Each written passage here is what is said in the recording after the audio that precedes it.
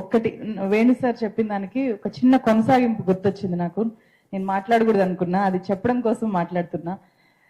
అయితే మనం ఏమనుకుంటాము, ట్రోల్ చేసిన వాళ్ళ పేరు చెప్తే వాళ్ళది మనం స్క్రీన్ షాట్ తీసి లేకపోతే అక్కడికి వెళ్ళి రిప్లై ఇచ్చి, ఇప్పుడు అన్నారు కదా ఒక ట్రోల్ చేస్తుంటే ఎందుకు ఎవరు రెస్పాండ్ అవరు అని చెప్పి, ఎవరైనా మనకు మద్దతుగా రెస్పాండ్ అయితే వాళ్ళని బూతులు తిడతారు.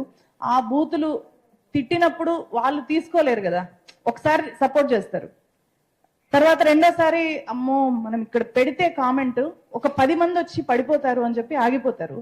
అయితే అక్కడ ఎవరైనా నా మీద ఒక ట్రోల్ పెట్టారు, అక్కడ నేను వెళ్ళి స్పందించాను అనుకోండి, అది వాడికి ఆ రోజు చాలా గొప్ప విజయం, పండగ, వాడికి వాడి సమూహంలో ఒక గుర్తింపు.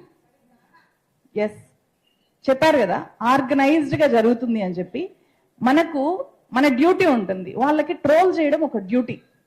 9 to 5 ఒక షిఫ్ట్, ఇంకొక షిఫ్ట్ 2 to 10 ఒక షిఫ్ట్, నైట్ పనిచేసే వాళ్ళు ఉంటారు. నైట్ ఎక్కడైనా ఆడవాళ్ళు కనిపిస్తే చాలు వెళ్ళి డైరెక్ట్ గా ట్రోల్ చేయడము. సో ఒక్కొక్కడికి 10 అకౌంట్లు ఉంటాయి. నా ఫేస్బుక్ కింద ఏ పోస్ట్ కింద చూడండి, మళ్ళీ కూడా వచ్చి చూసావా ఒక్కడైనా నీ మొహానికి పాజిటివ్ కామెంట్ పెట్టాడా అని ఉంటాయి. అవన్నీ కాపీ పేస్ట్ అట్లాంటి రికార్డులు నా దగ్గర చాలా రికార్డులు ఉన్నాయి. ఎన్నెన్ని ఏ ఐడియాలతో ఎన్నెన్ని కాపీ పేస్ట్ మెసేజ్లు, దాని నిండా వాడికి అక్షరాలు కూడా రావు, అన్ని స్పెల్లింగ్ మిస్టేక్స్. సో ఇది వాడు ఎవరైనా స్పందిస్తే, చూసారా స్పందించింది తులసి చందు స్పందించిందిరా సబాష్ అని చెప్పి అక్కడికి వెళ్ళి నువ్వు గుర్తింపు పొందావు అని చెప్పి వాడిని హీరోని చేస్తారు. సో వాడికి కావాల్సింది అదే, వాడికి కావాల్సింది. మనం ఏమనుకుంటాము, ఎవరైనా అంటే ఈమెని ఇంతగా ఘోరంగా అవమానించారు అని చెప్పి తెలిస్తే వాడు షేమ్ ఫీల్ అవుతాడు అనుకుంటాం. నో, వాడు చాలా గొప్పగా ఫీల్ అవుతాడు. వాళ్ళకి కావాల్సింది అది. ఎందుకంటే రీసెంట్ గా మనం ఒక ఎగ్జాంపుల్, అభిజిత్ దీప్కే మీద దాడి జరిగింది కదా జైపూర్ లో.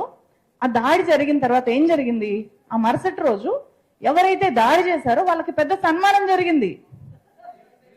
That is the reality. మనకది మీకు ఆఫ్లైన్ లో కనిపిస్తుంది కాబట్టి అది చెప్తున్నా. ఆన్లైన్ లో ట్రోల్స్ కి జరిగేది కూడా అదే.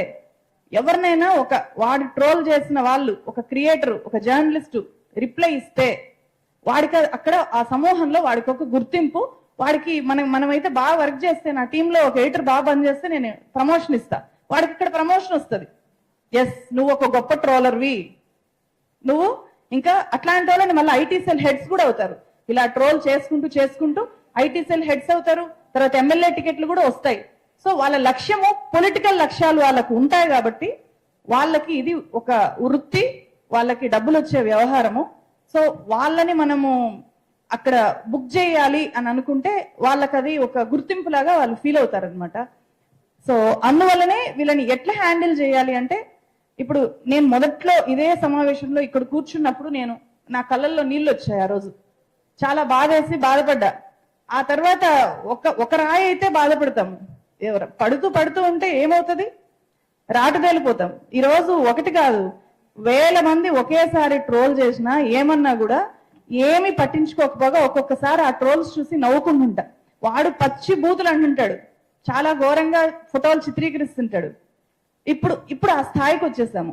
నా రిక్వెస్ట్ ఏంటంటే, ఇది చూసే అంటే విప్లవ్ శ్రీ లాంటి వాళ్ళు, అస్మా లాంటి వాళ్ళ పిల్లలకి, అలాంటి అమ్మాయిలకి జరిగేది చూసి ఇలాంటి ఆడపిల్లల పేరెంట్స్ అమ్మో నా బిడ్డని జర్నలిజంలోకి పంపకూడదు అని ఎక్కడ ఆలోచించి ఆ పిల్లల్ని ఆపుతారో అని చెప్పి మేము ఈరోజు ఈ సమావేశం పెట్టాం. ఏ ఆడపిల్లని దీంట్లోకి రాకుండా అడ్డుకోకూడదు అనేది ఇక్కడ ఉద్దేశం. అమ్మాయిలు ధైర్యంగా రావాలి. ఎందుకంటే వాళ్ళ ఏజ్ తో పోల్చితే విప్లవ్ శ్రీ మాట్లాడిన మాటలు చాలా మెచ్యూర్డ్ మాటలు. అస్మా చాలా ధైర్యవంతంగా పోరాడుతోంది, మాట్లాడుతోంది. అలాంటి ముస్లిం అమ్మాయిలు ఎంతమంది బయటకు వస్తారు ఈరోజు మాట్లాడడానికి? ఎవ్వరు రారు, ధైర్యం చేయరు. వీళ్ళు వాళ్ళకి ప్రతినిధులు. ఎస్, అస్మా అక్క ఉంది, నేను వెళ్ళాలి, విప్లవ్ శ్రీ అక్క ఫైట్ చేస్తోంది, నేను కూడా తనలాగా తయారవ్వాలి అని అనుకోవాలి. కానీ తన మీద ట్రోల్స్ జరిగింది కాబట్టి నేను ఈ వృత్తిలోకి వెళ్ళకూడదు అని చెప్పి అమ్మాయిలు ఆగిపోకూడదు. సో మనము దీని ద్వారా అలాంటి ఒక బలమైన మెసేజ్ ఇవ్వడం కూడా దీని వెనుక లక్ష్యము అని చెప్పి తెలియజేస్తున్నాను. నెక్స్ట్ నాగేశ్వర్ సార్ మాట్లాడతారు. ఫ్రెండ్స్, నేను సౌహార్దత చెప్పడానికి రాలేదు.